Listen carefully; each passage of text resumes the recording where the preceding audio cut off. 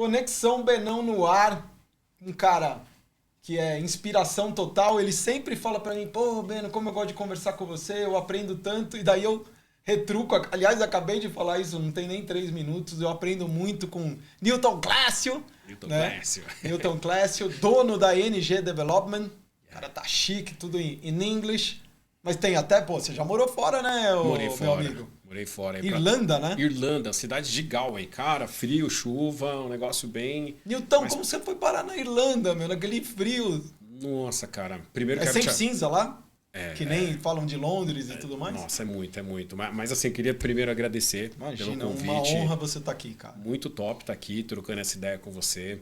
É um cara que já conheço há mais de uma década, né? A gente se conheceu lá na Afras, que era o braço social da ABF. Lá se vão uns 18 anos. 14, não, mais? Nossa, então o tempo passa rápido, hein, Menão? Direito, quando você entrou na Afras, você ficou o quê? 1 ano e meio, 2 anos lá? Fiquei mais. Fiquei 3 anos e meio, aproximadamente. Então 3 anos e meio. Afras, até para o pessoal saber, era a Associação Franquia Solidária. Como o pessoal acho que já sabe aqui que acompanha o programa, trabalha 23 anos no franchise, Newton, já vai quase uma vida aí, bobear a tua idade. Você tá novinho ainda. Mas a gente fez, por uma ideia do meu ex-sócio Pedro, de ter na ABF, na Associação Brasileira de Franchise, um braço de responsabilidade social. Na época não se falava responsabilidade social, sustentabilidade. Cara, era solidariedade e olha lá. Era doação, não tinha projeto. ESG, estamos falando de 18 anos atrás, né? E daí foi um trabalho bem legal, e daí você veio lá trabalhar com a Helene, que Helene, você ainda vai estar aqui comigo. Um beijo aí pra Helene Bellavari. Ela foi a minha diretora lá. Isso. E daí você vê, a Afras virou transversal ABF, deixou de ser um braço social numa entidade à parte, apesar de estar lá dentro. E hoje, tem N coisas e N pessoas que a gente impactou, né, Newton, daquele trabalho, né? Eu fui o primeiro presidente da Afras, depois muito tempo diretor de marketing, e depois a vida seguiu lá dentro, né? Muito bom. Depois foi o Cláudio Tieg também. Sim, né? Eu passei o bastão pro Cláudio, porque sabe muito mais que eu. Eu fiquei só um aninho, falei, Claudinho, você é o cara. Um grande beijo e abraço, Helene, Cláudio Tieg, toda aquela galera. Mas, Benão, seguinte, na década de 80, meus pais vieram para São Paulo e eles vieram de uma condição assim bem vulnerável, né? De onde? Do Nordeste. Né? Meu pai de Itapipoca e minha mãe de Fortaleza. Né? E aí, o que rolou? Vieram aqui para tentar uma vida de sucesso em São Paulo, né? Mudar aquela questão da vulnerabilidade, mas eles colocaram ali, fizeram uma casinha num terreno invadido, de prefeitura, né? E foi lá que eu nasci e cresci. Então você já nasceu aqui? Já nasci em São Paulo. Paulistano total. E aí, era uma condição um pouco mais difícil dentro da comunidade, porque você tem várias questões de vulnerabilidade, questões sociais. E aí alguém falou assim, quando eu tinha 14, 15 anos, olha, Newton, para você mudar essa condição, você vai precisar estudar muito, né? E tem uma ONG aqui perto que ela ajuda jovem, prepara para o mercado de trabalho, vai lá. Aí eu fui lá. E meus pais, eles, apesar de tudo, eles eram incentivadores assim, de estudo, né? E aí minha mãe foi comigo, assinamos tudo bonitinho e voltei lá no outro dia, só que tinha uma regra, que era usar camisa branca e tinha que usar cinto. Olha que negócio. E eu no primeiro dia falei, não vou de camisa branca, não vou de cinto e vou entrar. Era meio assim, marrento, né? Rebelde. Rebeldão. 14 anos. E aí fui, e o senhor José, que era um senhorzinho assim de mais de 50 anos, que já trabalhava lá uns 15 anos, na portaria falou assim, Newton, seguinte, você não veio conforme combinado e aqui tem regras. E na vida tem regras. Você vai voltar para casa agora que você não vai poder entrar, mas pensa em uma coisa, se você não está disposto a cumprir essa regra, na vida você vai se deparar com várias e você não vai progredir. Esse é o primeiro passo, aceitar, cumprir o que você combinou, inclusive. Caraca. Primeira aula, meu. Isso que eu ia falar, uma abordagem professoral, não que essa roupa aí, você tá pensando o quê, né? E o cara foi assim, muito aquele conselho de vovozinho, assim, sabe? Muito meigo, muito acolhedor. Eu falei, meu, esse cara tem razão no que ele tá falando, ter passado cara. por aquilo umas 10 vezes. Milhões. Aí eu voltei lá com tudo bonitinho, né? Do jeito que o pessoal tava esperando. Foi a melhor coisa que eu fiz, porque lá eu tive quase um ano de formação. E quando eu saí de lá, eu saí para uma oportunidade muito boa em uma empresa de telecomunicações também. Conheci uma galera muito interessante que percebeu a minha carência de conhecimento, né, de contexto corporativo. O primeiro dia que eu cheguei lá no trabalho, a Adriana, o nome da pessoa, né, falou assim, a secretária, eu era office boy. Newton, a carta extraviou. Aí eu falei, ela não fez cara nem de triste nem de alegre, né, o que será que é isso? E naquela época não tinha um acesso tão fácil à internet. Já falei, é o dicionário que eu preciso, já vou começar a aumentar esse vocabulário. As pessoas perceberam, me ajudaram, me orientaram, enfim. Mas você estudava, na época aquilo foi tipo um profissionalizante, algum... Foi um estágio de ensino médio na época. Então eu estudava... Não, digo a instituição que você foi, era o que você aprendeu lá? Era um estágio, não era um estágio, lá era uma formação muito voltada para conhecimentos administrativos em legal, escritório. Profissionalizante mesmo. Chamava escritório escola, inclusive. Então legal. Você aprendia toda... Ainda existe, Newton? Existe, mas não no mesmo modelo, não no mesmo formato. Agora ele tem uma pegada mais social. Naquela época você tinha prova para entrar, entrevista, era diferente. E daí no estágio você já viu que, preciso me ligar aqui para... se eu quiser... poder subir, né? Certeza, eu percebi claramente. E também me deparei com muita gente que tinha formação fora, que era um contexto, um background assim, muito diferente do meu. E eu olhei aquilo assim com uma admiração, falei, quero um dia fazer o que esse cara faz, quero falar inglês, quero... E foi onde nasceu aquela sementinha de ir morar fora, né? Só que aí eu tive que me formar, tive até uma coisa... Quando eu decidi fazer a faculdade, que foi Ciências da Computação, não foi... eu amo, é o meu propósito. Eu falei, eu quero coisa que dê dinheiro. Porque eu tinha uma necessidade muito latente. E aí eu fui lá e fiz Ciências da Computação, foi bom pra caramba, aprendi muita coisa. Não era o que eu amava, tal, mas no final das contas você vai ver que me ajudou muito até no que eu faço hoje. Raciocínio lógico também, que é sempre bom. Nossa, treinou muita coisa, foi difícil pra caramba, assim, eu fiquei em DP só nenhuma, cálculo numérico 2, lembro até hoje, mas o resto eu ralei e você tinha que estudar muito, cara. Doeu, né? Você não esquece mais. Nossa, foi apertado, porque era uma matéria extremamente difícil, assim, matrizes vetoriais, tal, uma coisa que eu nunca tinha visto. E aí, Benão, eu falei assim, vou salvar um dinheiro, salvar para poder morar fora, aprender um pouquinho do inglês, né? Porque eu já tinha o inglês técnico na faculdade. Aí fui para Galway. Puta, frio pra caramba, chovendo. Era um negócio, assim, bem difícil, mas mais uma vez, né, Eu não tinha que... Tava lá para quê? Para aprender inglês, não importava a condição exatamente. Não tava lá para ir pra praia, Entendi. Você foi para estudar inglês, mas num intercâmbio, como que você descolou para ir para lá? Foi uma agência de intercâmbio, eu paguei lá 3 meses, mas eu já estava muito disposto a conseguir qualquer tipo de trabalho lá. Foi logo depois da Afras? Saí da Afras para ir para lá. Tá. Aí eu falei assim, tenho 2 rins, né? Qualquer coisa, mas não precisou. Senão você não estaria bebendo cerveja aqui. É verdade. E aí, Benão, assim, saí de lá com inglês legal, assim, suficiente para um intermediário muito bom, suficiente para... trocar uma ideia, ter reuniões, então isso me ajudou muito profissionalmente, até hoje me ajuda profissionalmente.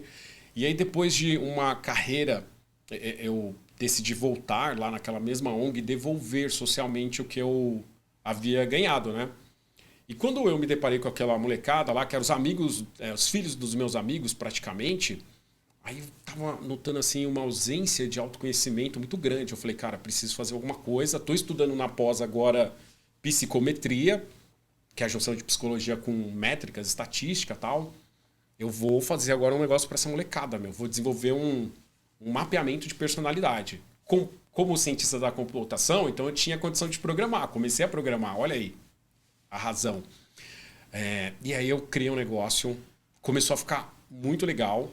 E uma marca, inclusive que faz parte da BF, me ligou falando, cara, os jovens estão chegando aqui com um currículo e esse mapeamento, você que está fazendo, eles falaram, quanto que você cobra para rodar com a gente aqui, um franqueado, né? Falei, eu nem via como negócio, né? E aí eu falei, vamos montar um preço aí, vamos fazer um exercício inicial. Mas aí eu vi um negócio, fui para uma carreira mais de empreendedorismo, me especializei, fiz 2 acelerações no Sebrae, uma outra na Secretaria de Tecnologia e Inovação aqui de São Paulo. E, estourou, assim, foi muito legal porque... A gente já rodou na Febraban, na Serasa, franqueados do Boticário, Magalu, todos os aprendizes do Brasil hoje da Magalu, eles têm o personal map dele, Eletrobras, então a gente já começou... A Tribeca tem. Tribeca rodou, meu, os caras gostaram pra caramba, não foi? Adoramos, as meninas adoraram. Eu adorei, é autoconhecimento, né? E aí a gente vê o quanto que é importante pro jovem, até para que ele possa, Beno, e não só pro jovem, pro adulto também, mas enfrentar os desafios socioemocionais, assim, né, que rola muito.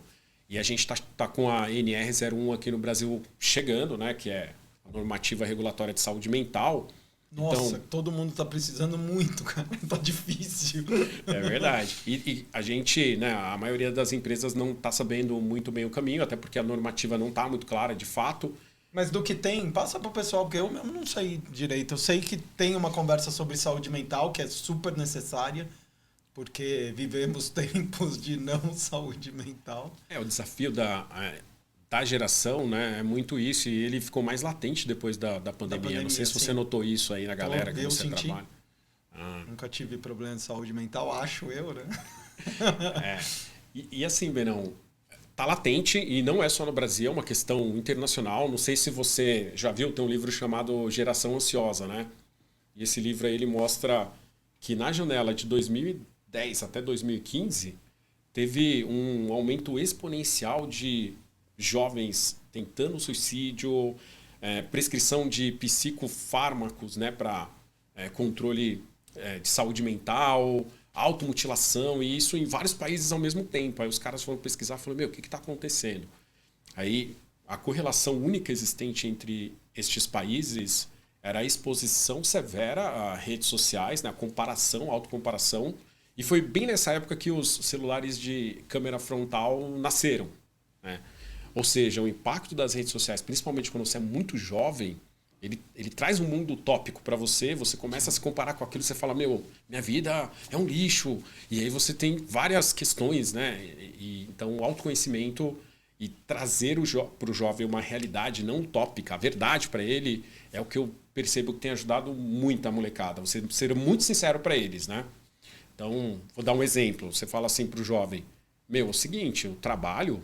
primeiro trabalho, segundo, terceiro, você não vai ser feliz, provavelmente. Você vai aprender, você vai desenvolver, vai melhorar sua comunicação, vai melhorar sua análise de problemas, entender processos, sua organização, sua disciplina.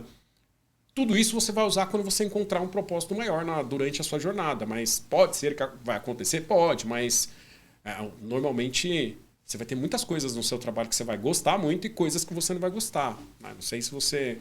concorda aí com esse ponto de vista. Totalmente, totalmente.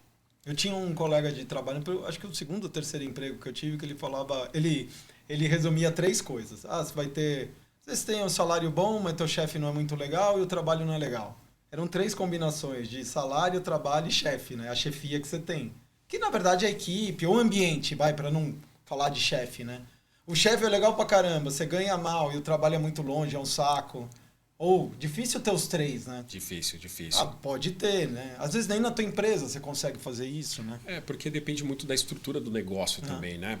E normalmente as funções iniciais, elas estão vinculadas com uma operação muito forte, né? E aí esse operacional muito forte, ele exige o presencial, ele exige diversas coisas. Esses dias me liga uma jovem, me manda uma mensagem lá no WhatsApp, 15 anos, né? De um projeto social. Newton, estou procurando trabalho, terminei meu curso aqui. Eu falei, legal, hein? Você pode me ajudar? Eu falei, com toda certeza. A gente tem um grupo, né, de jovens que procuram trabalho e tal. Só que eu tenho algumas exigências. Já meteu a mala, né? Eu falei assim, vamos ver essas exigências aí. Pois não, né? Qual seriam? Assim? 100% home office. Somente 4 dias na semana e somente 6 horas por dia. Eu falei assim, caramba, mas poxa, eu queria entender assim... quais são as suas qualificações, né? Quantas línguas você fala? Quais são os cursos que você já terminou? Tipo, em troca você tá oferecendo o quê para ter isso daí, né? E aí? Aí eu falei assim, quantos países você já morou? Sei lá, qual a tua experiência para você ter uma exigência dessa? Porque eu não consigo ter uma exigência dessa hoje, né? Aí você não acha que tá querendo um pouquinho demais? Você não quer começar dando uma flexibilidade maior? De repente, de segunda a sexta, com 1 ou 2 dias de home office... Então, essa é a verdade que a gente tem que mostrar para o jovem, né? Porque a gente tem muitas variáveis hoje na economia, e uma delas mais latente é a inteligência artificial, que Por exemplo, o jovem ele precisa dominar, ele precisa entender qual é o impacto dessa inteligência, a inteligência artificial nas operações, nas funções mais básicas, né? Então, e aí trazer essa realidade para jovem e mostrar para ela que, o que você está pedindo está muito fora da realidade. Você vai conseguir 0,0% das empresas com o perfil que você tem. Você não quer aumentar o leque? Aí ela entendeu e aceitou aumentar esse leque aí. Mas também foi o jeito que você conduziu, né? Senão, isso é difícil. Bem difícil, bem difícil. Então a gente tem essa questão, né? Hoje eu sempre falo para alguns educadores que lidam com jovem que é muito bom você ser muito sincero com o jovem. Então quando eu vou levar um grupo de jovens para uma empresa, eu vou lá, faço questão de olhar no olho e falar, gente, é o seguinte, na empresa, você não vai poder dormir se o diretor for lá e falar, o CEO da empresa tá lá falando, você tá dormindo, tá dando tapinha no seu colega. Não é sala de aula, né? Não é mais infantil. Agora você tem que ter uma postura de quem tá querendo trabalho, adulto. Responsável. Tá passando essa ponte. Você vai respeitar? Se você entrar no ônibus, você não é obrigado a entrar nesse ônibus, mas se você entrar, você tem que respeitar esse combinado, meu. Senão, você vai queimar todo mundo aqui. E, trocou essa ideia com a molecada, nunca tive problema, Benão. Nunca, mas eu sou bem sincero com Papo eles, reto, né? né? Papo reto. E porque assim, é um esforço que você faz para a empresa receber esse jovem e durante anos eu já venho fazendo isso, né? De aproximar jovens de oportunidades reais de trabalho. A gente chama isso de inclusão produtiva. Ajudar empresas a estruturar trilhas que são realmente de desenvolvimento para o jovem e para os líderes. Tudo isso a gente vem fazendo, né? E o Personal Map, que é a ferramenta psicométrica que foi criada nesse momento que eu ingressei, voltei para aquela ONG, ela ajuda muito nisso. Porque a pessoa, ela, diferente só do DISC, né, que vê uma camada de projeção da personalidade, o Personal Map ele vê o Beno quando ele já conhece uma pessoa, quando ele não conhece, não tem uma relação de intimidade, quando o Benão está vivendo episódios estressantes, que é a frustração, pressão, conflito, o que ele projeta. Que é isso, eu não passo por isso. Nunca passei, não sei o que é isso. Mas é um negócio bem interessante. E Benão, você sente isso assim né, nos meios sociais que você convive em relação às pessoas, que existe uma correlação entre, de repente, desafios mais socioemocionais com relação ao autoconhecimento? As pessoas se conhecem, é o DISC mesmo que elas usam? Agora eu quero ouvir sua opinião. Eu tenho escutado, eu comecei a fazer terapia há 1 ano, né? Porque, cara, a minha idade, fazer terapia era tipo, meio fracassado, sabe? A gente, homem, na minha idade, tô com 55, era... Cara, você tem que aguentar o mundo nas tuas costas, não é pra chorar, não é pra ir em frente. Então eu tinha um preconceito, cara, de procurar terapia. E depois da pandemia aconteceram várias coisas na minha vida que me deram um baque. E eu me senti estranho. E daí, sabe por que eu acabei indo fazer? Porque um amigo tava fazendo, o outro tava fazendo, o outro tava fazendo. As amigas, as mulheres são bem melhores do que a gente nisso, já várias faziam há muito tempo. Verdade. Mas daí um amigo da minha idade fez, outro virou e falou, cara, tô fazendo terapia, tá mal bom pra mim, gostei. Falava, todo mundo passou por esse preconceito que eu tô te falando, os caras mais velhos. Né? E, eu tô há 1 ano, eu saio daqui e vou pra lá. Vou lá encontrar a Thali, falar da minha infância, eu tô numa agora de falar da minha infância pra ver, por causa do livro lá que eu te contei, do Pandora. Ah, sei. E juntar os dois mundos aí. Mas eu não sei, eu acho que eu já resolvi muita coisa na minha cabeça também. Tá gostando? Tô adorando. Do processo. Foi 1 ano de mudança aí, de um monte de coisa. Que legal. Daí é legal. Isso ajuda a pessoa, né? Fortalece, né? Muito, Porque às vezes você tá lá programado e fazendo um monte de coisa que você não tá ligado nem no que você tá fazendo, né? Ontem tava o Elinho aqui, vai sair o programa dele, eu acho que mais 2 semanas, o Hélio Brito. E ele me trouxe o conceito das crenças limitantes na cabeça. Óbvio que eu tinha isso, mas não com nomeado, né? E eu acho que é um termo da psicologia isso daí. Sim. Puta, foi tão melhor quando eu nomeou o Newton. Falei, você já sabe até quando tá acontecendo, né? Então é muito louco. Sabe, tem um negócio que você me fez lembrar, que a Jung, né? Tem a psicologia junguiana e também conhecida como analítica. O que aconteceu? O Jung, ele tretou lá com o Freud, né? Eles tretaram... e aí ele decidiu pesquisar, Jung, as histórias e os mitos da humanidade, né?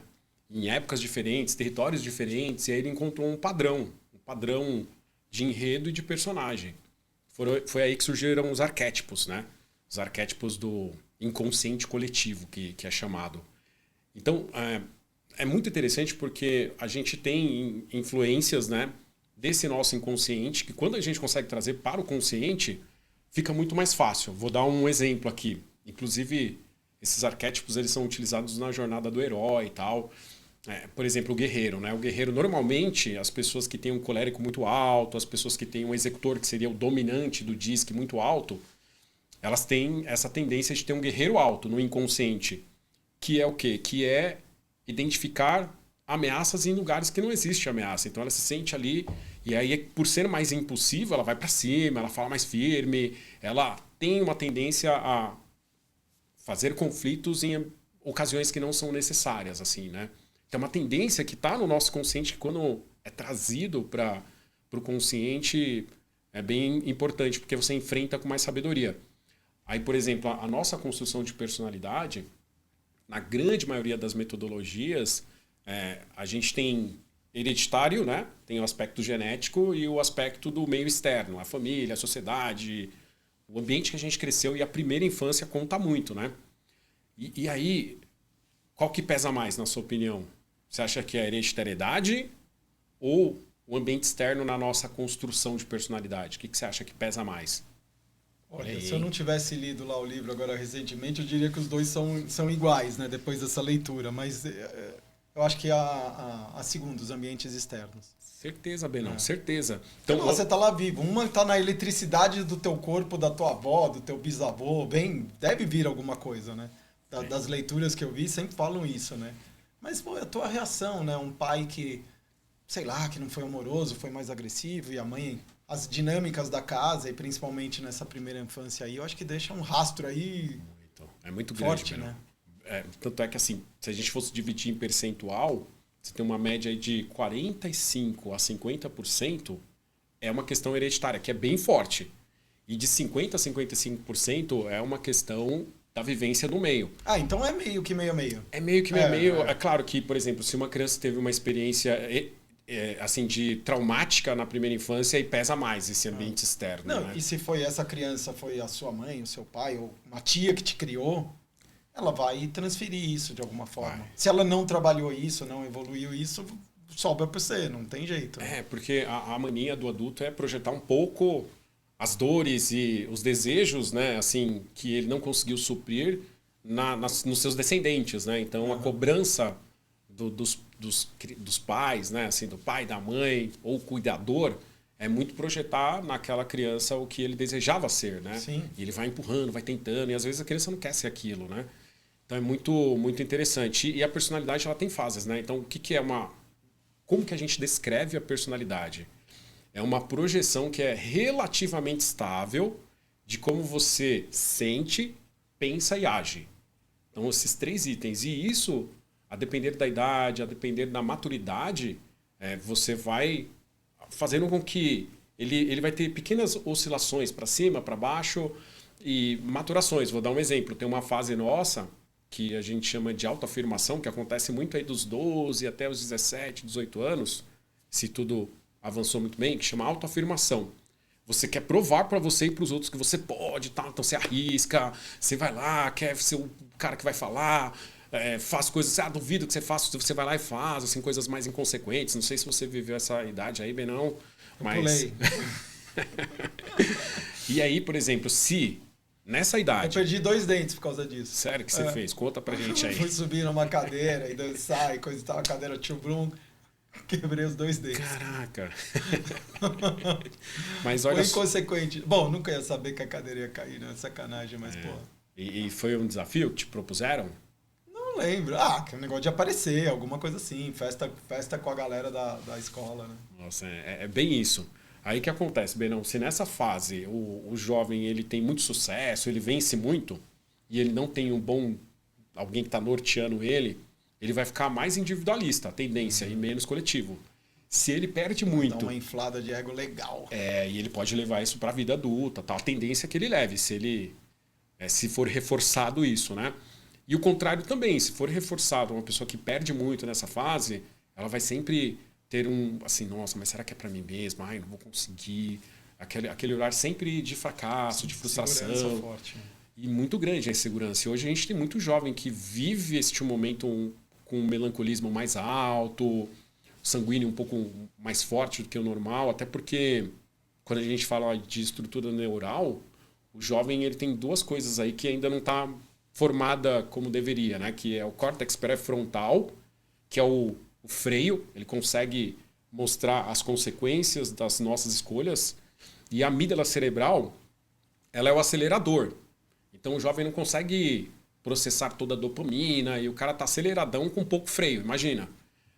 E aí, nas mulheres, isso se forma, na média, com 23 anos de idade e os homens com 25. Né? Por isso que elas acabam... mais, hein? É mais. Alguns, né? Alguns. Até 30, 32. Então veja que assim, tem uma questão fisiológica envolvida nessa... hormônio, nessa um monte questão. de coisa. Ô, Nilton, teus pais estão vivos?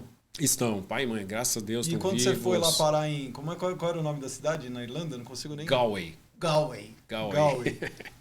Caralho, Nilton, como eles te chamam? Dedé, é um apelido. Dedé? Cara, é um apelido. Eu nunca falei isso em lugar nenhum, mas Dedé. A família inteira. Ninguém não sabe nem meu nome mais, cara. Nini, Tom, sei lá, Niltinho, Tinho, né? Dedé, velho. Dedé, minha irmã. Por causa dos trabalhadores, era trabalhado, velho. A minha irmã, pequenininha, ela não conseguia falar Newton, e ela falava Dedé. Aí, pegou. O nome pegou, a família inteira só me conhece nome assim. mais carinhoso impossível. A história, né, só funciona pra vocês. Dedé! Exatamente, é isso. Qual o nome dos seus pais? José e Maria, olha aí. Aí, ó. Olha que casal, coisa, então nasceu, pelo menos não puser Jesus, né? Ô, Nilton, seu José e a Dona Maria vieram para São Paulo do Nordeste pensando, puta, vou ter uma vida melhor. E eu tenho certeza queriam ter filho, tanto é que o Nilton é o mais velho? Não, somos em 4. 2 meninos e 2 meninas. Bom, enfim, mas pensando nos rebentos, né? Nos 4 filhos. E daí, como que foi pro seu Zé e da Dona Maria ver teu filho lá em Galway? Ligando de Galway. E outra, cara, você falou, eu aprendi inglês. Cara, você realizou um sonho. Nossa, muito. Você falou que você tinha 14, 15 anos, quero estudar inglês, quero morar fora, e você realizou um sonho. E aí tem duas coisas, Benão. Claro que, eles têm puto orgulho, com certeza, assim, né? Hoje, eventualmente, eu levo até visitantes lá na casa deles que são de fora do Brasil, devido aos network que eu criei em alguns projetos. Isso como orgulhosos, assim, óbvio, né? Trocando ideia lá com o pessoal em inglês. E a certeza de, fizemos a melhor coisa, né? Por mais dificuldade que tenham passado, mas... o caráter, tem muito a ver com você, o mérito é seu, Nilton. Mas teve um movimento deles que eu acho que te abriu essa porta, né? Tem muita coisa, Benão. Tipo, exemplo, né? Você tem... O meu pai, ele foi aquele cara mais firme e foi importante pra mim, assim. Eu tinha medo dele, eu tinha medo de fazer coisa errada por ter medo dele, porque ele me disciplinava. E eu agradeço muito hoje. Da maioria dos pais até uns 20, 30 anos atrás. Depois foi mudando. Eu sou bem mais frouxo que o meu, cara. Eu precisei muito desse tipo de postura, mas minhas irmãs, por exemplo, não precisaram dessa postura. Elas obedeciam. E minha mãe é a figura do amor, do acolhimento. 3 irmãs? 2 irmãs e um irmão. Né?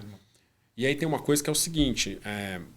Nós, acho que para todas as pessoas, mas para quem vem de um contexto assim um pouco mais desafiador no que tange a questões sociais, tem uma coisa que a gente chama na personalidade de conscienciosidade, né? Você já viu aquele vídeo das criancinhas lá no Marshmallow? Bota o marshmallow aqui e se você esperar... Famoso, né? Aquilo ali... E você só sabe... Bom, você deve saber que você trabalha com isso, né? Que as crianças que não pegaram marshmallow, elas se desenvolveram muito mais na vida do que os que pegaram na hora. Né? Cara, elas conta tiveram... aí, senão vai que alguém não conhece, conta você a história. Não, então é um experimento que aconteceu em vários lugares do mundo, né? E em alguns casos eles foram acompanhados num tipo de pesquisa que a gente chama de longitudinal. Os caras são acompanhados por décadas, assim, né? Isso. Acompanharam o grupo que conseguiu esperar e o grupo que não conseguiu esperar. Como que funcionava? Se você vier esperar, tá aqui o seu marshmallow, mas se você esperar, na média lá 15 minutos... Era uma criança de 7, 8 anos. 7, 8, 9... Marshmallow lá... Que negócio ali, saboroso. Eu era gordinho, guloso, cara, eu teria comido, meu. Aí, beleza, algumas conseguiram esperar, outras não. Acompanharam o grupo que conseguiu esperar e o grupo que não conseguiu esperar. O que conseguiu esperar... Desculpa, o que eles falavam para quem esperasse? Que ia ter uma recompensa maior. Mas não falava o quê? Não era isso? Eles falavam, ó, se você esperar, você vai ganhar mais do que isso aqui. Então era isso. Né? Só que eles não sabiam o tempo de espera. E aí, legal, 15 minutos. A grande maioria não conseguia esperar, mas quem conseguiu esperar foi, assim, comparado, eles tiveram melhor saúde física, relacionamentos mais duradouros, melhores salários, melhores notas e morreram bem depois do que esse outro grupo aqui. Porque eles tinham uma coisa que a gente chama nos traços de personalidade de conscienciosidade, que é o quanto que você consegue esperar, se manter naquilo que você planejou, o quanto que você consegue sacrificar pequenos investimentos agora, recompensas imediatas por recompensas maiores na linha do tempo. Então, tudo isso esses caras tinham. Isso a gente chama de conscienciosidade. É o que eu acho que hoje é o traço que o jovem mais deveria investir, né? Mais deveria investir é trabalhar a conscienciosidade. E aí, uma coisa verdadeira é que as mulheres, na média, têm mais conscienciosidade. O score mediano da mulher é maior do que o score mediano do homem. Tô falando. É interessante. E um outro também que a mulher tem um score mediano maior é a amabilidade. A amabilidade é o quanto que você se importa com o outro, o quanto que você é mais empático, o quanto que você também sacrifica-se e tem um espírito mais caridoso. A mulher também, na média, é um pouquinho maior que o homem nesse traço. Eu sei lá. Sabe, quando você fala isso, me vem o tempo das cavernas. A mãe e o cara que ia caçar para trazer comida. Então, dois objetivos durante, sei lá, milhares e milhares e milhares e milhares de anos que, pra gente soltar isso daí... A hereditariedade está nisso também, né? E é complementar, né, Beno? Se você olhar, é uma coisa muito complementar. Então, você tem uma pessoa que tem uma alta conscienciosidade, você tem uma pessoa que tem uma alta amabilidade, mas, ao mesmo tempo, por exemplo, a mulher ela também tem um neuroticismo maior que o homem. O que é o neuroticismo?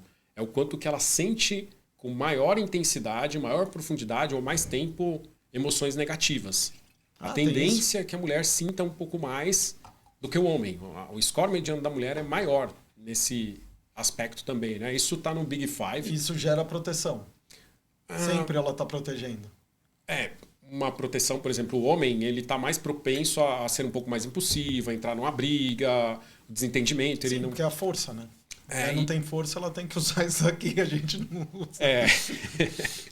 Mas você vê que a mulher ela sempre vai preservar a vida. Até porque ela tem a função de vida, fazer, né, a gestação. Tal. Então, isso influencia também, né?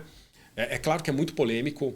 Existem várias polêmicas nesse assunto, mas fisiologicamente falando e neurologicamente, a mulher ela tem, por exemplo, mais ligações que entre os hemisférios. A gente chama de corpo caloso. Essas conexões entre os dois hemisférios são maiores do que o homem. Enquanto que o homem ele tem mais conexões intrahemisféricas. Por isso que a gente tem mais facilidade para se focar em uma coisa, enquanto uma mulher consegue fazer um monte ao mesmo tempo, né? A gente tem questões fisiológicas que são diferentes e que impactam na projeção da personalidade. Tem alguém que é fora da média, uma mulher? Claro. Sim, que vai ter. Estamos generalizando aqui. E na média também, olha que interessante isso. Na média, o homem ele está mais nos extremos. Vou dar um exemplo aqui que é perceptível. Se a gente andar aqui na rua, pegar 1000 homens aleatoriamente, 1000 mulheres aleatoriamente e fazer uma aferição da altura. O grupo do homem vai estar numa média maior, porque naturalmente o homem tem uma altura maior que a mulher. Então, dentro dos traços de personalidade, na maior parte dos extremos são os homens. Então, você tem alguém que é extremamente... Assim, o cara é quase doente de conscienciosidade. A maioria vai ser homem do que mulher. Muito interessante isso também, cara. Muito legal. Você mergulhou, então. Você acabou fazendo psicologia ou curso de psicometria? Ou vai tudo junto ao mesmo tempo lá? Na pós eu tive um módulo de psicometria, agora estou fazendo uma pós em neuropsicologia clínica, que tem me ajudado pra caramba, assim, no que eu estou fazendo. PhD, Newton. É muito legal esse assunto, Verão. É muito legal conhecer pessoas, projeção. E tem tudo a ver. Bom, primeiro é um negócio que você gosta, segundo, cara, você tem essa coisa que eu estava te perguntando, você é jovem, meu, e desde muito jovem você já queria retribuir o que você recebeu, passando pelas entidades. Lembro até uma vez você me chamou na obra do Berço, era um negócio que você queria fazer para trazer os jovens para o mercado de trabalho. O Chama Viva, que uma vez eu participei, você que toca. Toca ainda? Ou tá tocando lá o projeto? A gente Ou parou. tá lá com o pessoal, os franqueados do Boticário? Mas teve uma ação agora na semana passada no Comitê de Sustentabilidade com o Eric e a Valéria, a Nalda e com com a Belavari também, pra gente retomar. Então tá no processo. Legal. Não, puta, que trabalho legal. Eu adorei estar com os jovens, eles são muito cabeça, perguntavam. Lembra? Eu fui falar de tecnologia lá, nossa, eles piraram. E eu pirei muito mais, né? Eu lembro. Eu até lembro, Beno, desta ocasião que você foi na ONG, que eu te convidei. Sim, sim. Isso foi uns 2, 3 anos atrás, ou sei lá, 4 no máximo. E eu lembro de a gente estava andando ali no jardim, e aí eu fui um pouco insistente em falar os pontos positivos, né? E aí eu tinha te perguntado assim, o que você poderia me ajudar com ideias? E aí você estava trazendo uma ideia e eu te respondia com pontos positivos. Aí chegou um momento que você falou, Newton, mas você está me perguntando de pontos negativos, né, Newton? E aí eu lembro dessa postura que eu falei assim, gente, ele é firme, né, quando ele quer falar, quer trazer um olhar. Eu sou pragmático. E ele foi muito firme. Eu falei, cara, isso é muito importante. Eu não tenho que ficar... Porque hoje, dependendo do jeito que você falar, a pessoa pode achar que, pô, isso é pessoal, isso não gosta de mim. E não é assim. A pessoa, às vezes, tem uma personalidade que é direta, que é mais impulsiva, e que ele tem um foco em resultados, e tudo bem. Não é nada. Não é porque o governo não gosta de mim. A gente tem que se acostumar também com um perfil que é um pouco mais firme.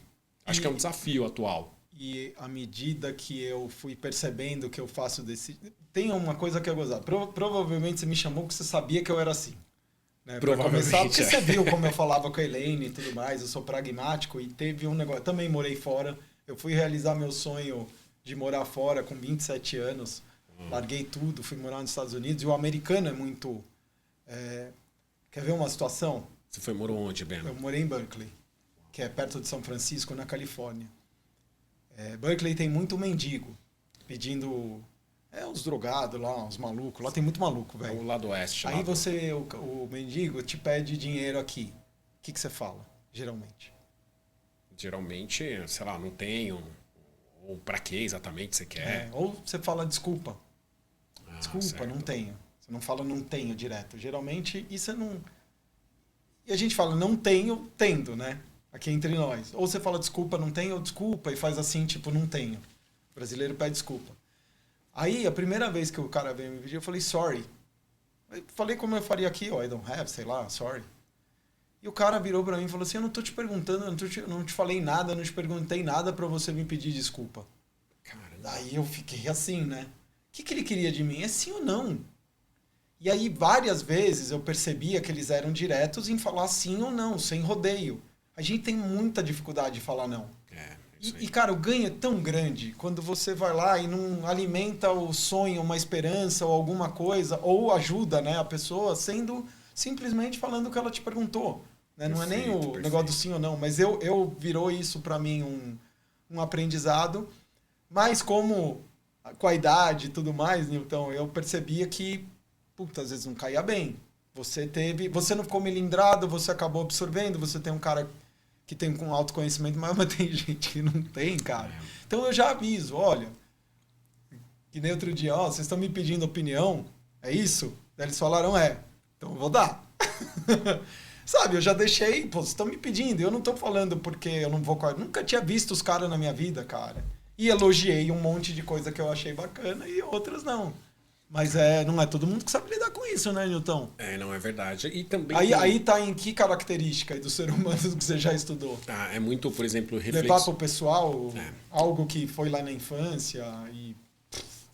porque basicamente a gente tem 4 características aí, né? Que seria um autoexecutor, ele é esse cara mais direto, que vai lá, fala, ele quer resolver, ele é movido a resultados. Então qualquer pessoa ou coisa que atrapalhar ele atingir o resultado, ele vai para cima. E ele não mecanismo de defesa, né? É de defesa. O cara tá me tirando meu sonho, tirando meu tapete aqui, sei lá o que ele pensa. Né? Vou me defender. E ele é muito... A recompensa dele é atingir aquele objetivo. É onde ele fala assim, consegui trazer esse resultado. Então, se tem alguém que fica perturbando muito ele ali, com coisas muito filosóficas, utópicas, ele vai ficar bravo pra caramba e vai falar isso. Ele não vai deixar de falar. Enquanto você tem um outro perfil, que seria um autocomunicador, que é aquele cara que é muito da amizade, faz a piada, ele quer sempre estar bem com todo mundo, esse perfil. E ele tem uma comunicação muito boa. Só que ele irrita muito o perfil executor, porque se ele ficar muito de conversa, de floreando a coisa, o executor vai ficar bravo. E se o executor for muito direto com ele, ele vai sentir. Só que ele é um perfil muito vaidoso. Então, se o executor mostrar para ele que ele otimizando um pouco mais, ele vai conseguir aparecer melhor no grupo, ele vai conseguir ser melhor avaliado, ele gosta disso, ele gosta de aplauso. E tudo bem, não é questão de ser exibido. É claro que qualquer coisa exacerbada ao extremo é ruim. Mas tem pessoa que se move porque ele gosta de ser aplaudido. E tudo bem. É uma construção, um jeito de ser. Mas o pior não é isso. O pior é, por exemplo, o reflexionista, para ele é mais desafiador. Porque o reflexionista, ele é a Madre Teresa de Calcutá. Aquele perfil que fala baixinho, pausado, ele fala com medo. Ele é um perfil que ele faz uma coisa de cada vez. Ele é um perfil que tem medo na mudança. Para ele, o mais importante é se sentir seguro. É o que mais importa para esse perfil. Então ele gosta de estabilidade. E aí, por exemplo, se ele recebe um feedback muito firme de um alto executor, ele vai achar que é pessoal, ele vai querer chorar. Então você precisa preparar o terreno para trocar uma ideia com ele, mostrar que é para o desenvolvimento dele, que é para o bem dele, destacar um pouco mais de pontos positivos. Prepara o terreno, né? Prepara o terreno. E aí você tem o perfil lá do apurador, que seria o cara que é mais movido para a lógica, desafios mentais, que se você trouxer fatos para ele, quando foi, quais são as consequências, ele vai entender melhor isso. Você precisa preparar para mostrar para ele quando aconteceu, os impactos, trazer dados. É o que move ele, né? E de preferência desafios mentais. E tudo isso pode ser... A gente tem essa primeira camada, que é o comportamento, a segunda camada é o temperamento, que aí é o colérico, o sanguíneo, o fleumático e o melancólico, são esses 4, que eles reforçam ou eles equilibram. E na vida a gente tem uma tendência que o cara vai equilibrar-se entre colérico e fleumático ou fleumático colérico. E quando você pega um adulto, por exemplo, que ele tem um sanguíneo muito alto, um melancólico muito alto, fatalmente você vai ver que existem coisas ali que ele precisa encarar ainda. Né? Ele está numa fase que ele vai precisar encarar, porque ele vai encontrar esse ponto de equilíbrio. A personalidade é um negócio incrível. Somado a isso, você tem o RIASEC, que é uma outra metodologia que está no Personal Map, que é o seu jeitão de trabalhar, como que você vive, como que você gosta de trabalhar. Se você é um cara mais organizado, se você é um cara que gosta mais de trocar uma ideia, o quanto que você está equilibrado em cada uma dessas áreas. Né? Aí tem o inconsciente coletivo, que a gente já comentou aqui, da psicologia analítica, também é bem importante, mas ele é preparado... Ele é mais direcionado para aquela pessoa que quer entender as raízes de algumas posturas que ela apresenta, né? E tem gente que já está muito maduro, assim, que você olha a projeção do mapeamento, a tendência dela, ela já conseguiu controlar bastante aquilo, porque ela consegue sentir, mas ela tem uma cognição, pensar dela está muito avantajado, porque ela teve várias experiências, portanto o agir dela está muito maduro. Né? Ela consegue ter uma flexibilidade, ela consegue... dançar bem, dependendo de qualquer música, né? Então é muito top. Nilton, você já deve ter feito o Personal Map aí em muitas equipes, fez com a gente lá na Tribeca. A gente, se eu não me engano, a primeira vez que a gente fez um assessment tem uns 14 ou 15 anos atrás. Uau. A gente fez o MBTI. Conheço. E foi meio um divisor de águas, porque eu peguei apesar que é péssimo o que aconteceu no Brasil, que você fala de coaching ou de mentor, virou um negócio pejorativo, mas de pejorativo não tem nada. A gente pegou uma coach, que era uma psicóloga, ela passou o MBTI na equipe inteira, gente que está aí até hoje, que você conheceu quando você foi fazer lá o trabalho, a Bibi, a Carla, Nilza, Ilza, acho que a Dani já estava. Cara, foi um divisor de águas, porque vários dela, eu era assim, óbvio, na empresa, e eu, óbvio, também não tinha a percepção de que eu era muito direto. E as pessoas foram se acostumando, mas tinha gente, não, tenho medo, porque o Beno, quando ele olha daquele jeito e não sei o quê. E daí, no que a gente fez o assessment, elas tiveram... eu fiquei lá 10 sessões com a coach, eu e minha sócia, e cada um teve uma sessão depois de responder o formulário, né? Sim, cara, foi incrível. Aí a gente já fez DISC, já fez algumas dinâmicas, e daí ano passado... Desculpa, foi esse ano, né, que a gente fez, não foi ano passado. Foi no começo do ano. Não, porque eu enrolei pra caraca, porque, puta, tá cheio de coisa pra fazer. Falei, não, deixa eu fazer isso com calma. E fez todo mundo, você fez a devolutiva e também deu ainda mais porque tinha gente que nunca tinha feito, eu acho que nunca tinha feito na vida, né? Se eu não me engano, 2 pessoas que estão lá, acho que nunca tinham feito na vida e a gente sente uma diferença, né? Mas primeiro, dá uma explicada geral, porque você pega várias teorias, você montou um negócio Newton Clássico, isso é muito legal para começar, né? Você montou tua empresa, tua esposa tá junto, se eu não me engano, que você me contou. Tá junto. Estão crescendo, pô, você ela sabe... que manda, pô. Não diga, né? E estão crescendo e tendo visibilidade e aceleração e tudo mais, mas pô, o que você vê nas pessoas, naquelas equipes, nos donos que vêm e te falam, pô, Newton, isso aqui, né, que nem eu tô te contando aqui, dando meu depoimento, né, sobre o que aconteceu, mas sabe, as maiores fraquezas que você tá vendo na galera e depois que elas pelo menos têm... Porque isso é um empurrão para ela, né, ir atrás de um autoconhecimento maior. Mas, puta, já é alguma coisa, cara, para quem não tem nada, né? Cara, essa pergunta é muito top, assim, é uma pergunta bem difícil até de aparecer. O que a gente mais vê nos grupos, né? A gente já rodou o Personal Map com mais de 10 mil pessoas, passou esse ano de 10 mil pessoas. Você compila algo... Você consegue pegar os 10 mil sem nome nem nada? LGPD, obviamente, e compilar alguma coisa daquilo. Dá para ver, inclusive, algumas tendências com base nos grupos etários. Legal. Pô, isso é Afinal muito legal. De contas, você cursou dados, né? Você cursou... Então o Power BI está ajudando muito. Só que até no futuro, eu acho que a gente vai ter uma base de dados bem legal para defender... Vai ser cada vez mais incrível, né? Para defender algumas tendências. Sim. Que claramente a gente observa. Uma daí delas... dá para corrigir já mais cedo. Para a educação é fantástico. É que nem você falou, tem 1.100 homens aqui na rua, a maioria vai ser mais alto, isso e aquilo. Porque daí você já tem alguma coisa pré-definida, né? Exatamente. Mas enfim. Não, mas primeiro fala um pouco do Personal Map, só porque tem uma metodologia muito legal lá para o pessoal conhecer. E depois as mega tendências, digamos assim, de comportamento. Muito legal. Então o Personal Map ele é o único assessment que faz uma correlação de diferentes metodologias de estudos comportamentais. E essa é a grande vantagem, porque hoje, se você pega, por exemplo, alguém que usa o DISC, ele vai falar assim, você é o perfil dominante. Aí ele vai pegar um livro de 40 páginas e vai falar, o que é o dominante acordando, dormindo, o dominante dando aula, o dominante sendo líder, o dominante sendo liderado. Ele vai, assim, tem um livrão assim, sobre o dominante. Enquanto que o Personal Map ele vai por camadas.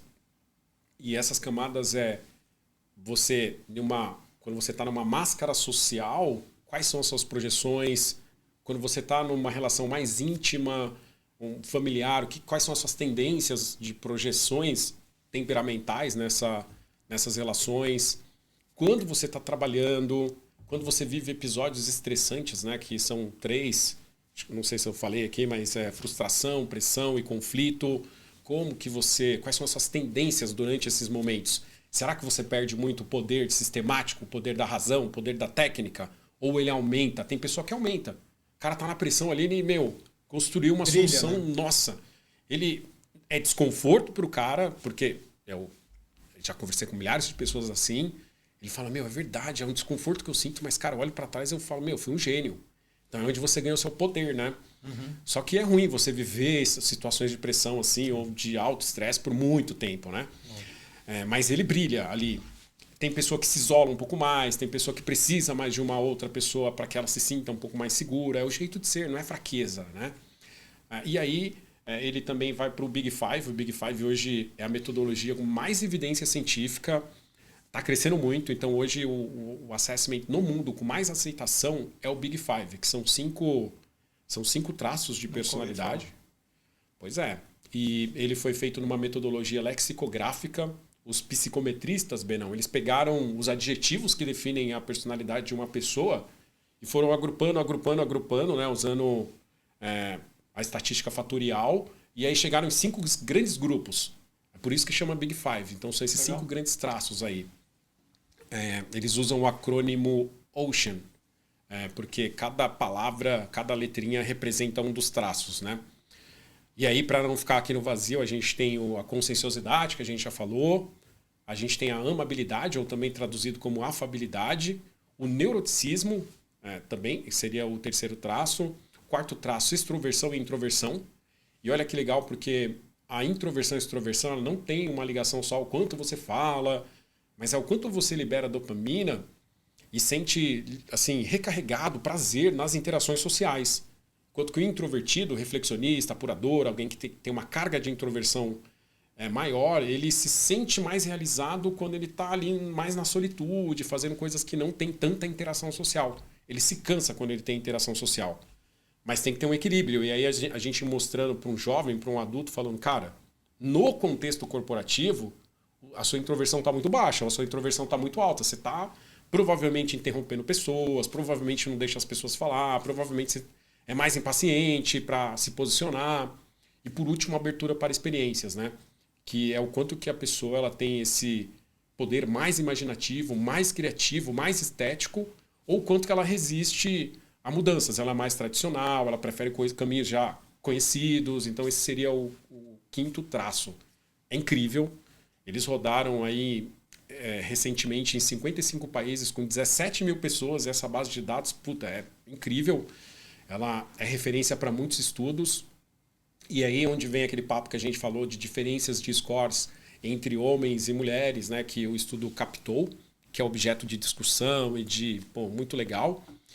E por último, a gente tem o inconsciente coletivo, que é bem importante, mas ele já cai para um processo mais terapêutico. Então quem pega e utiliza isso com mais força são psicólogos, né? Eles que fazem terapia com seus pacientes, então eles vão lendo o personal map com ele durante o processo terapêutico. É muito legal. Eu não sabia, quando eu estava lá com meus 16 anos, que estaria com uma ferramenta psicométrica. A gente foi para Austin esse ano, convidados, tudo pago. O SXSW? SXSW, legal, quero cara. ir para lá agora em março. Cara, fantástico. Um evento assim, pelo menos uma vez na vida a pessoa tem que ir. E daí quando te deu o clique de, vou fazer um troço meu? Juntar todo esse meu conhecimento e fazer um... Na verdade, Berão, foi assim, primeiro, a primeira parte que eu desenvolvi para os jovens foi a parte dos temperamentos. Aí eu falei, quer saber, vou acrescentar aqui os comportamentos, que é a base teórica do DISC. Aí eu já juntei duas coisas, né? E fui testando aquilo. Aí eu falei, quer saber, vou colocar aqui o dodecaedro das competências, vou colocar... Aí um cliente falou, você não consegue colocar isso, aquilo, a gente vai fazendo, montando. Mas hoje ela já alberga as principais leituras e metodologias de comportamento e por um bom tempo assim eu não acredito que a gente vai ter que fazer alguma coisa porque ela está muito bem alicerçada. Legal. Cientificamente falando. Aí a gente acabou de chegar, há 2 semanas atrás, da Web Summit Lisboa. Cara, foi muito legal, foi fantástico. Muito bom. E a gente conseguiu fazer um trabalho lá, a primeira vez. Você expôs naqueles stands? Que legal. Foi. A gente, 10 startups de São Paulo foram levadas representando o estado e a gente foi convidado. Uma delas foi a gente. Olha que legal. Dedé, indo pro mundo inteiro, meu. Quem que diria, legal, né? cara. Quem diria. Mas eu olho muito com humildade, eu acho que... Sim, você é 100% humildade. É só E você tem uma coisa maior aí que você quer devolver, cara, que é muito legal. Quero sim. Bom, assim... Características que a gente acabou passando. É verdade, né? características. Não vamos passar, que o papo vai indo, né? Muito Mas bom esse é legal papo. aí pra a gente se perceber, né? Se a gente tá nessas características comuns aí do que você tá vendo, nos 10 mil que você já...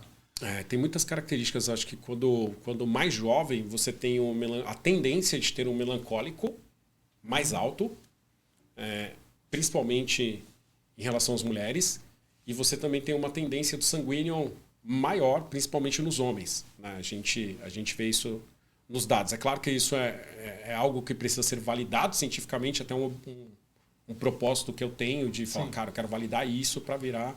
No personal map do Newton Class aparece isso. Disclaimer. Exatamente. Que nem às vezes o cara fala, os 10 melhores restaurantes, na minha opinião. Isso. Daí vão lá nos resultados e os caras acabam com o cara, né? Nos comentários. São essas percepções que a gente tem analisando essa base de dados, né? E aí você tem, por exemplo, jovens, você pode trabalhar esses conceitos e normalizar certas percepções.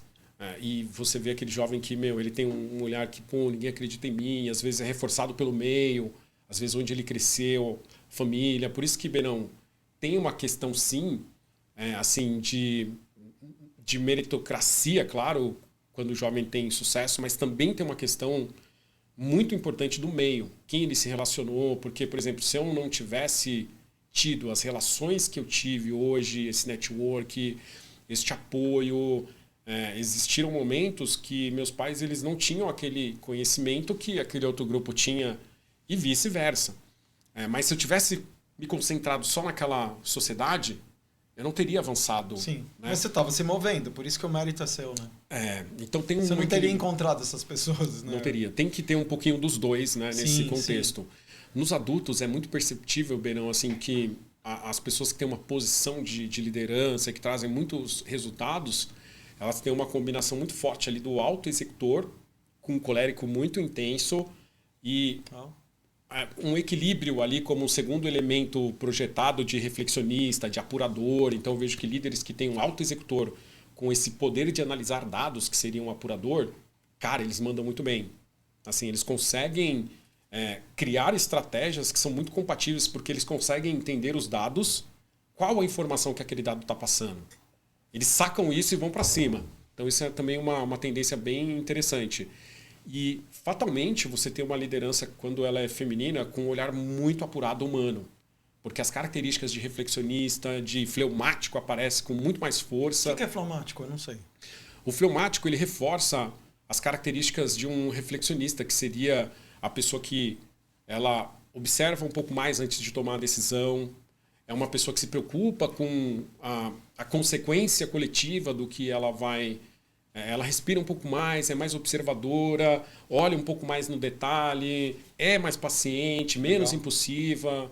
Então essa pessoa ela carrega uma forte intensidade de fleumático nos seus temperamentos, né? E são líderes que têm um olhar humano muito interessante, muito interessante. E claro que o equilíbrio, às vezes também a empresa ela vive um momento onde vai precisar de um cara muito forte, talvez em vendas, um cara mais agressivo, mas ela talvez viva um outro momento também e pode ter um segundo líder aqui que vai olhar a questão mais humana da coisa. É mais ou menos assim, né? Se uma pessoa ela entra em uma academia e a pessoa do atendimento consegue sacar o perfil, puta, esse cara é comunicador. Nossa, eu vou levar ele, falar rapidamente aqui da academia, mas o que ele vai gostar é de ver as festas, os eventos, as coisas sociais. De lead ele vai virar cliente se eu mostrar a máquina, o peso, o negócio ali, capacidade, qual músculo, o maior interesse dele não é esse, entendeu? Socializar. E mostrar o quanto ele vai ficar bonitão, assim, ó, tá vendo? Antes e o depois, olha as fotos aqui, olha o relato dessa pessoa, ele curte isso. Agora, se entrar um apurador lá que é mais introvertido e muito de número, muito lógico, ele vai gostar de saber a máquina, qual que é o músculo, ele vai gostar do vocabulário técnico, assim, né? Ele sacou isso. E dá para você sacar até pelo volume de voz, pelo espaçamento que a pessoa fala. Então, treinar times para entender isso é muito legal. E o que eu acho que mais falta hoje nos grupos não é só o autoconhecimento. A gente estava falando aqui de 4 etapas, né? Então, a primeira etapa é se conhecer muito bem. E se conhecer assim, sabendo quais são os sabotadores que todo mundo tem. Se enfrentar, né? E as qualidades, sem medo. Cara, eu Sim. até falo para as pessoas assim, eu tenho esses sabotadores aqui, eu não sou uma pessoa tão fácil de lidar. Parece assim que eu sou muito legalzinho, mas quando a gente está com o objetivo ali de entregar, tal, às vezes eu tenho que policiar o jeito que eu falo porque eu sou um pouco mais direto, tal. Então, tento domar isso, às vezes eu consigo, às vezes não. E o segundo passo é domar. Cara, já que você se conhece, o quanto que você é capaz de ter esse autocontrole e a sabedoria de projetar essas ações e se agir. O terceiro passo é você reconhecer isso nos outros. Isso eu acho que falta muito. Isso é bem difícil. Falta muito, muito, muito, que é o que eu falei para você. O cara entrou aqui na academia, já sei que ele é isso, já sei que ele é aquilo.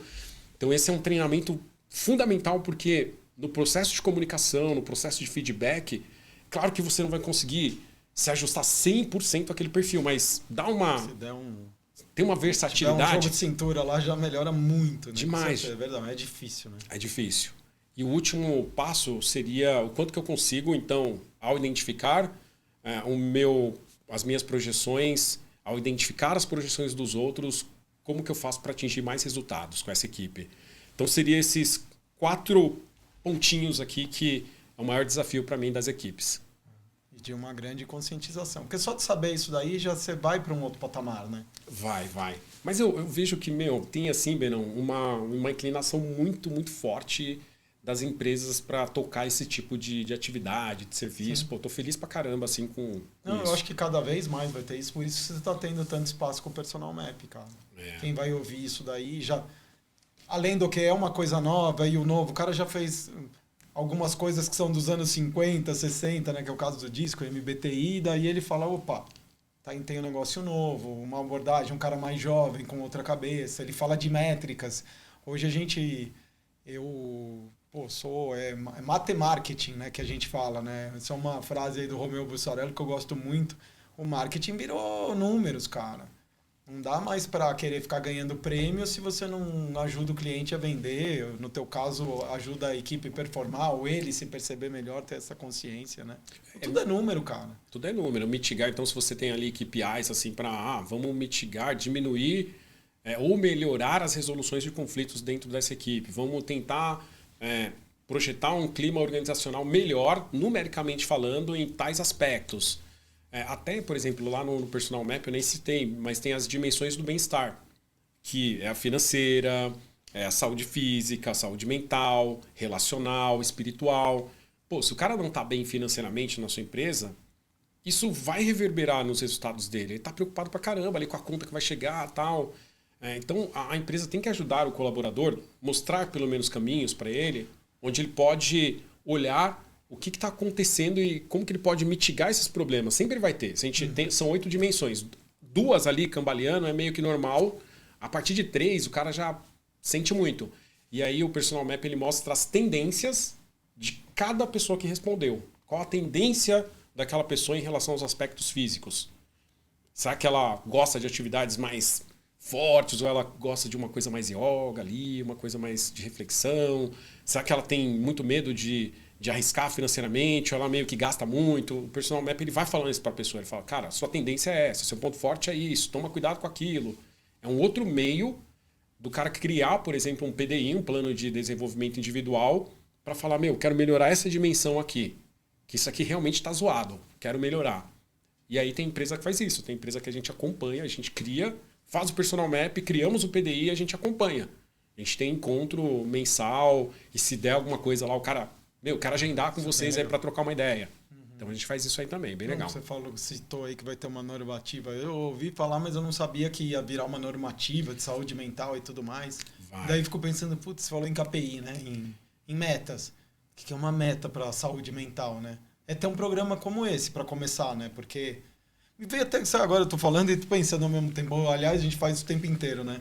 Mas eu sempre na minha cabeça, e eu falo lá na empresa, de que, cara, primeiro vem o eu, né? A pessoa, depois a família, depois o trabalho. Você vê, eu sou o dono da empresa, mas eu coloco para quem trabalha comigo, eu trabalho em terceiro. Porque se o primeiro e o segundo não estiverem bem, não vai ser o terceiro que vai estar, né? E vice-versa, mas eu acho que você estando melhor... E, cara, isso, com a medida do tempo que você vai repetindo isso, vai pautando algumas decisões da sua vida. Sim. Empresarial, no caso, né?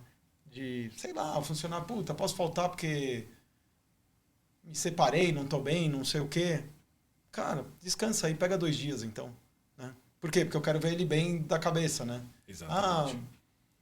Sei lá, qualquer coisa que acontece, puta, eu vou estar ajudando ele no que é o que eu digo que é o principal, no que tiver ao meu alcance, porque também eu dependo das pessoas, não dá pra liberar geral e falar, vai lá, fica aí 2 anos... sofrendo porque Deus me livre, o pai e a mãe morreu e não dá, cara, não fecha a conta, mas a gente faz até onde dá, né? E vira uma pauta, né? Essa consciência, né? Tem que ter claro que é um equilíbrio sempre, e o equilíbrio é muito difícil de ser encontrado, muito. Né? Mas exemplo, a gente teve aí ontem aqui na cidade de São Paulo um ciclone muito forte, cara, várias batendo árvores. Aqui na janela, né, Iago? Pô, achei que esse prédio ia pra cair, né? Ia cair, velho. Mas, assim, e hoje, ontem e hoje, várias empresas conseguiram, hoje você vai trabalhar de casa, porque a cidade tá um caos, tal. Fica aí, cara. Custa isso? Não custa. A gente está vivendo um episódio muito diferente no normal, uma variável muito diferente. Então, o cara pensou no bem-estar daquele colaborador e ele vai levar isso em consideração, né? Agora, tem função que não dá. Se o cara, sei lá, tá numa venda ali com o cliente na loja e não tem o que fazer, né? Eu tô há 5 anos no home office porque, todo mundo mora longe. A gente trabalha com internet, ou seja, sentar na frente de um... Eu sinto falta da equipe, eu sei que todo mundo sente, mas, cara, é o mais conveniente para todo mundo. Beleza, vamos assim. E no final das contas eles vão entender isso. Que nem você falou, não é uma loja presencial que tá vendendo artigos e tudo mais, que tem que estar lá, né? E aí se você tiver uma boa estratégia, que eu tenho certeza que você tem, de cara, vamos ver qual que vai ser a agenda do dia, os 10 minutos aqui iniciais, todo mundo junto, para a gente definir pelo menos segunda-feira, sei lá, e a gente define como que vai ser a semana, precisa de ajuda, qual que é o socorro, real tem. As regras, né? Que nem você falou, sempre tem regra, cara. Tem que ter, né? O ser humano, ele... Porque... Não, é bom pra gente. Que nem eu, por exemplo, eu sou o único que não trabalha em home office porque eu não sou bom de home office, cara. Pra mim... Eu vou trabalhar na cama, daí eu tiro como que nem um desgraçado, né? Não sou bom de home office. Mas você vai para um espaço. Não me adaptei. Daí eu tenho um espaço que eu vou, um escritório, vou todo dia. Todo dia. Adoro. Olha que legal, hein? Nunca gostei de almoçar na mesa, né? Sabe? Eu desço, mas nem que seja 5 minutos e como um salgado do negócio, mas subo. Eu preciso disso, cara. É bom, né? É bom Cada um de um jeito, né? Em alguns pontos, né? E aí a pessoa ela vai criando a sua própria disciplina, entendendo quais são os modelos melhores para ela ter um home office ou não, né? Eu já funciono muito bem assim na parte de home office, mas eu acho que principalmente no começo, nas relações iniciais com os clientes, ainda mais para falar de comportamento, olho no olho é muito importante. É muito importante quando você não conhece. Mas hoje está chegando assim muitos clientes de indicação, alguém indicou. Óbvio. E é muito gostoso, Benão, você olhar assim uma pessoa e trocar aquela ideia e a pessoa falar, às vezes a pessoa fica muito emocionada.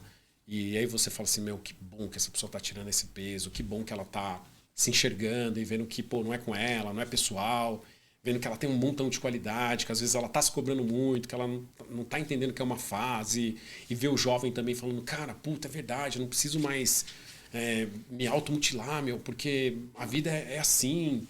Então, ver tudo isso é um negócio, extraordinário, cara. Faria de graça total. Muito bom. Não faz não. Tem que ganhar dinheiro. Olha, então, você sabe que você falou aí dos jovens. Eu acho que o cara que tem... E hoje em dia é muito mais acessível, né? E tá proliferando mais pessoas fazendo esse tipo de trabalho. Até conteúdo sobre isso, né? De Insta, YouTube, enfim. Hoje tem muito conteúdo. Mas o jovem já sair com uma ferramenta dessa, digamos, meio que de largada, antes dele trabalhar, né? Você estava falando dos jovens, até contou aí sua condição de mais vulnerabilidade e tudo mais aí no teu início. Tem uma diferença entre o jovem mais vulnerável, com uma família que não está tão bem constituída. Às vezes é problema de família, às vezes é problema de dinheiro, às vezes é tudo que é problema, o pai que bebe, a mãe que bate, sei lá o quê. E outras famílias que têm um poder aquisitivo maior. Quando você roda isso daí, é meio parecido, porque as angústias de um jovem tem todo... Você falou do sanguíneo, da mulher como era? Neuroticismo. O neuroticismo, ela imagina, cara, eu preciso casar, eu preciso ser mãe até tal... Óbvio que isso está mudando com a nova geração, mas era mais ou menos o comum. Preciso casar até tal idade preciso ter filho, daí preciso ter grana para ter o filho, o marido preciso sustentar, toda aquela coisa dos papéis. Eu estou falando dos papéis bem definidos de homem e mulher. E daí, óbvio que os dois, né, vão para esses caminhos. E é igual os jovens mais de comunidade, vulneráveis, e os menos vulneráveis têm alguma coisa que é semelhante ou muda muito isso? Jovem, ele vive essa fase aí ele tá saindo de uma fase de afetividade, né? Que a gente chama entrando na autoafirmação e tentando transicionar para uma fase que é de busca de resultados, né? Ele tá bem ali nesse meio. A tendência de quem tá sendo o tutor, o mentor do jovem é tirá-lo da autoafirmação, usar esse poder que existe da autoafirmação para ele conseguir resultados, né? Então, no que tange a isso, os jovens são parecidos. A tendência de ter um melancólico maior, a tendência de não exercitar muito a sua conscienciosidade. É uma tendência que, na média, para o jovem de qualquer lugar do mundo, porque jovem é jovem, né? Mas eu entendo, sim, que o jovem que tem uma questão financeira um pouco mais robusta, ele tem um pouco de vantagens, né? Porque ele vai ter experiências culturais diferentes. O ambiente, né? É o que você falou, as pessoas que cercam ele têm... Né? As referências vão ser diferentes. Pô, quando eu vi pela primeira vez uma pessoa falando inglês, eu tinha 16 anos. E aí eu falei, cara, isso é muito bonito, meu, eu quero fazer isso. Então, já mudou a minha perspectiva, né? Enquanto que o jovem... Expandiu a mente. Já expandiu total. E este jovem, o pai dele vai mandar ele fazer um high school, sei lá, nos Estados Unidos. Pô, tô com um desafio ali, vai fazer uma terapia. O cara da comunidade, ele não tem, mano, esse recurso assim. Não, né? Não quis nem dizer das possibilidades, né? Cada um dentro do seu universo, isso é o que você falou, tem melancolia, tem... Mas eu também vejo uma coisa muito legal, Beno, que é o seguinte, o cara que sai da comunidade, que conseguiu, assim, ultrapassar todas essas barreiras... Ele é muito versátil, meu. Ele é muito versátil porque ele consegue, pô, se conectar com do mendigo ao presidente, meu. Ele vai ter essa versatilidade, vai ter uma boa comunicação, ele vai ter um jogo de cintura e ele vai ter, assim, pô, ele vai ter muita resistência à dor, né? Porque ele passou por esses processos, né? Então tem muito jovem talentoso aí que saiu da comunidade, mas no que tange ao aspecto técnico, às vezes, né? Se você colocar, o cara que fez high school fora, fez um inglês fora, o jovem que só estudou inglês na escola pública, pô, no técnico ele vai perder, assim, a tendência, né? Não tem como ser. Me veio a história do... Já viu a entrevista com o Amaral, que jogou no Palmeiras, na seleção? Sei cara, quem é. Ele é sensacional, cara. Ele fala...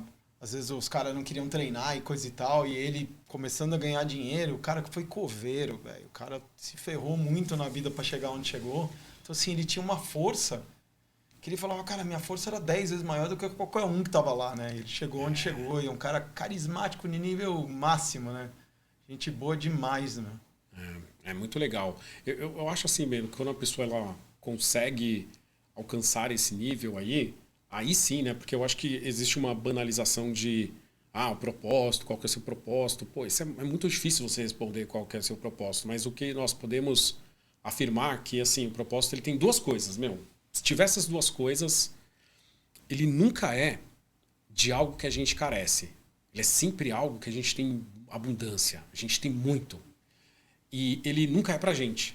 Ele sempre é para os outros, né?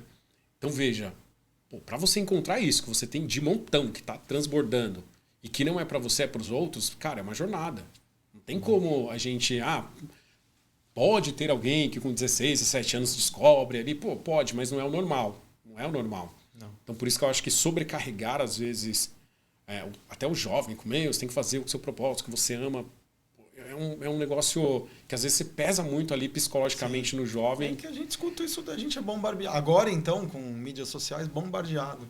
Pô, a gente está indo pro final, mas já que você falou que é tão difícil saber o propósito, você já chegou nele. Qual que é o teu, Nilton? Cara, conseguiu, já tá meio caminho andado, tá perto, longe...